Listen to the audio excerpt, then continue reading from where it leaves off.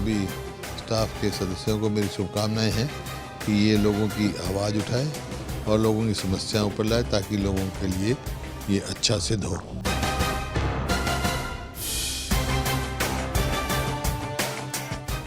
Break के बाद आपका फिर स्वागत है। सरकार बसाना भी नहीं चाहती थी, फिर भी रोहतक में खोखरा कोर्ट बस गया। लेकिन जिन कॉलोनियों को सरकार बसाना चाहती है वो लाख कोशिशों के बावजूद रोहतक में बसाए नहीं बस रही। Sun City, Omaxe City, Parshvanath City, one city, private builders के करोड़ों के प्रोजेक्ट बेकार साबित हो रहे हैं।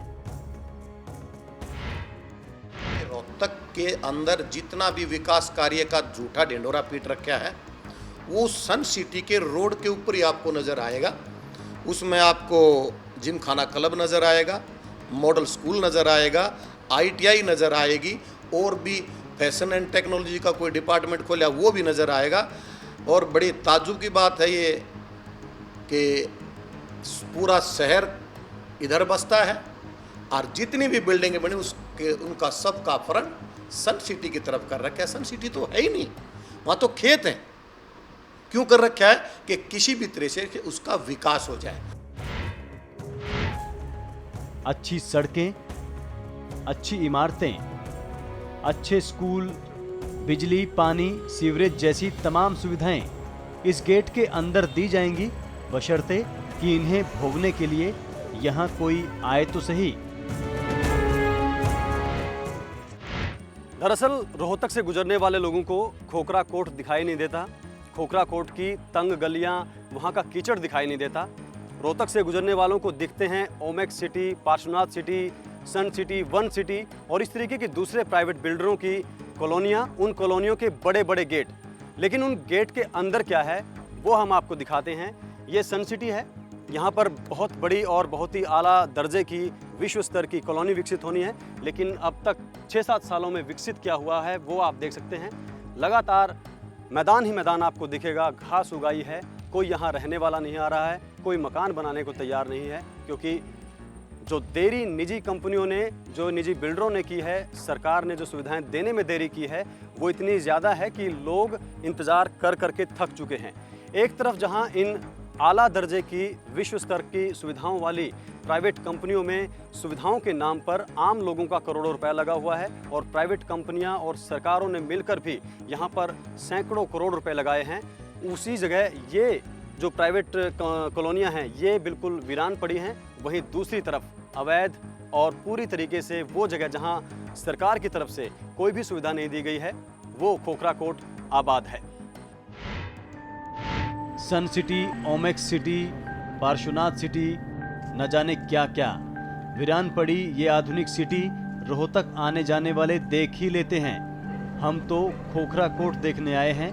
खोखरा कोर्ट अवैध है फिर भी आबाद है। रोहतक प्रशासन और प्रदेश सरकार के लिए खोखरा कोर्ट सवाल बना हुआ है। सवाल कि इसे या तो बसने क्यों दिया गया और अगर बस गया तो फिर उजाड़ा क्यों जा रहा है। 10 साल, 20 साल, 40 साल से लोग यहाँ आकर बस रहे हैं। प्लॉट्स और मकानों की खरीद फरोख्त भी लगातार चल रही है। हमने तो ले रखी है जगह, हमने को आप बैठे हैं आकर रपीत दे रखे हमने तो मोल ले रखी है। कब्जा करके जो बेच के गए हैं उनकी गलती है, जो यहाँ पे रहते हैं उनकी गलती थोड़ी, उन्होंने तो मोल लेके रह रहे हैं। तो कार्रवाई उन लोगों के ऊपर हो जिन लोगों ने ये जमीन घेर के गरीब लोगों को बेची है। जिन गरीब लोगों ने जमीन ली है उनका तो कोई कसूर है नहीं, उन्होंने तो जमीन मोल ली है। खोखरा कोर्ट बड़ी आबादी वाला बड़ा इलाका है। यहाँ हर वो समस्या मौजूद है जिस पर सियासत हो सकती है, सो हो भी रही है। विरोधी कहते हैं कि मुख्यमंत्री पर भेदभाव के आरोप लगाने वाले पूरा सच नहीं बता पाते। उनके मुताबिक ये कहना बिल्कुल गलत है कि रोहतक में बहुत ज़्यादा विकास हुआ है। फिर भी जिसको ऐसा लगता है वो रोहतक का खोखरा कोर्ट देख ले। ये बड़े कमाल की बात है कि पूरा हरियाणा एक ही बात कहता है, रोहतक का विकास हो गया, और रोहतक वाले कहते हैं कलोई हल्के का विकास हो गया, और कलोई हल्के वाले बोलते कि हुड्डा भाइयों का विकास हो गया, और हुड्डा भाई एक बात बोलते कि सांगी खडवाली का विकास हो गया। मैं सांगी खडवाली गांव में गाय बगाए क्या रेगुलर रूटीन में जाता रहता हूँ। आज आप मेरे साथ अभी चलिए, मैं आपको दिखाऊंगा। घुटनों घुटनों वहाँ पे कीचड़ है। 3-4 वहाँ गांव ऐसे जिनका कंपटीशन सिर्फ इस बात पे है कि मेरे गांव में कीचड़ ज्यादा है, वो कहता है मेरे गांव में कीचड़ ज्यादा है। चाहे अब मौजूदा सीएम साहब हों, क्योंकि वो भी यहाँ पर एमएलए का चुनाव जीत चुके हैं। उनके पुत्र दीपेंद्र हुड्डा जी यहाँ से सांसद हैं। अब फिलहाल ये जो खोखरा कोट है वो कलानौर हल्के में चला गया है। यहाँ से विधायक भी कांग्रेस की ही है। चुनाव से पहले इन सब ने वायदे किए थे कि आप हमें वोट दो, हम आपकी रजिस्ट्रियाँ करवाएंगे और सारी सुविधाएं देंगे। लेकिन सरकार के 8-9 साल बीत जाने के बाद भी आज तक खोखरा कोट की किसी ने सुध नहीं ली। राजनेताओं की जिम्मेदारी जो इस पूरे मामले में रहती है, पल्ला झाड़ देते हैं। उनको लगता है कि कहीं ना कहीं वोट बैंक बनेगा, धीरे धीरे आएगा, कुछ इलेक्शन आएगा, उन्हें अपनी तरफ लुभावने वायदे दे करके अपने साथ मिलाएंगे, कहेंगे आपकी कॉलोनी को वैध कर देंगे, तो वो आपके इन्फ्लुएंस में रहेंगे। सरकारी पार्टी और स्थानीय विधायक के पास अपनी दलीलें हैं। भारत भूषण बत्रा कहते हैं कि इस मामले को लेकर हरियाणा सरकार और मुख्यमंत्री संजीदा हैं।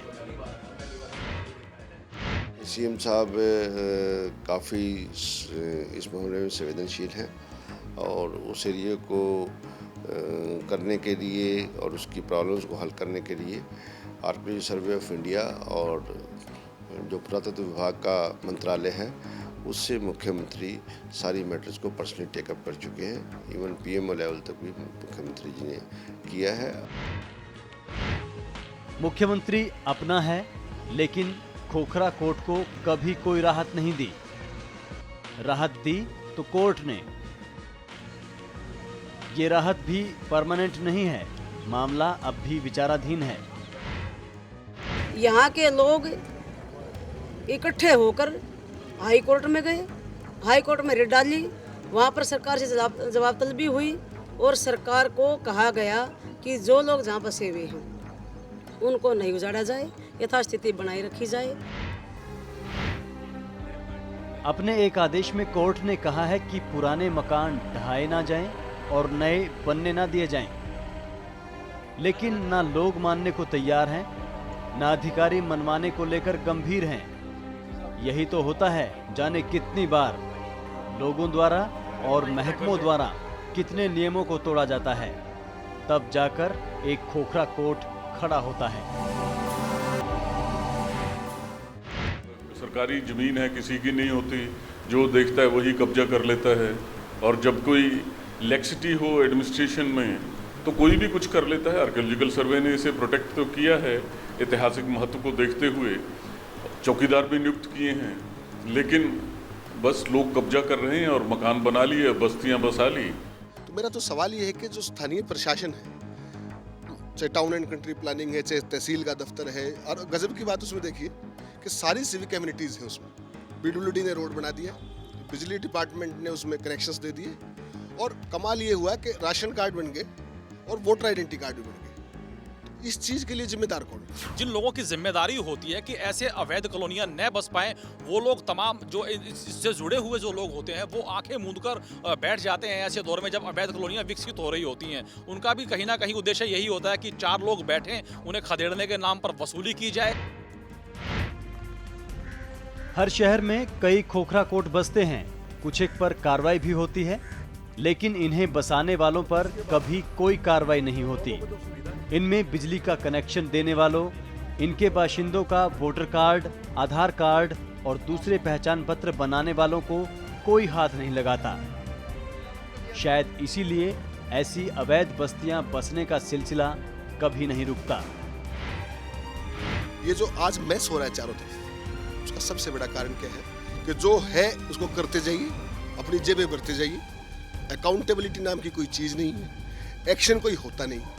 तो अधिकारी आज आया, 2 साल में अपनी जेबें भरी, और उसके बाद चलता बना। ऐसे लोगों को खोने की स्थिति में भी सरकार क्या विपक्ष भी नहीं है, कोई भी नहीं है। अगर सरकार आज इन्हें यहाँ से उठाने का काम करती है तो विपक्ष उस मुद्दे को लेकर के सरकार को घेरने का शुरू करेगा। उसे लगा कि एक बड़ा वोट बैंक उसके हिस्से में आ सकता है।